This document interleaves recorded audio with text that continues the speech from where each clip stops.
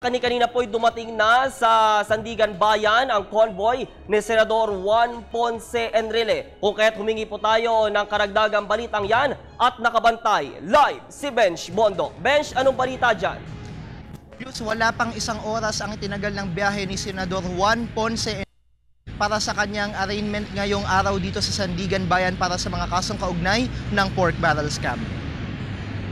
Pasado alas 7 ng umaga nang lumabas ng PNP General Hospital sa Campo Crame ang convoy na maghahatid kay Senador Juan Ponce Enrile patungong Sandigan Bayan.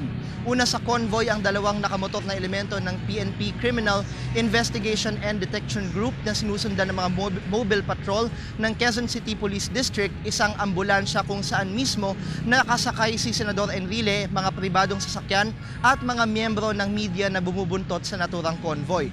Samantala ilang minuto nga lamang bago mag alas 8 ng umaga, dumating na ang convoy ni Senador Juan Ponce Enrile kung saan sinalubong ito ng mga tauhan ng Sandigan Bayan at dumaan ito mismo sa bahagi ng fixed driveway na inayos na nga ng gusali ng anti-graft o dito mismo sa harapan ng gusali ng anti-graft court.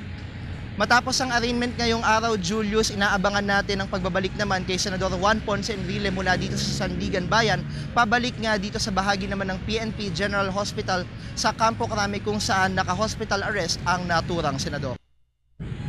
Samantala, Julius, nakatanggap naman tayo ng ulat kaugnay sa sitwasyon ni Attorney Gigi Reyes kung saan posibleng hindi ito makadalo ngayong araw para sa kanyang arraignment para sa mga parehong kaso kaugnay nga ng pork barrel scam. Batay ito sa impormasyon na ipinalabas ng pamunuan ng Taguig Pateros District Hospital, pero patuloy tayong mag-aantabay kung may pagbabago nga sa mga ulat na yan. Samantala, yan muna ang latest mula dito sa Sandigan Bayan. Balik sa iyo, Julius. Alright, patuloy tayo magbabantay, Benj, para sa pinakahuling balita live mismo mula sa Sandigan Bayan. Maraming salamat sa iyo, Benj Bondo.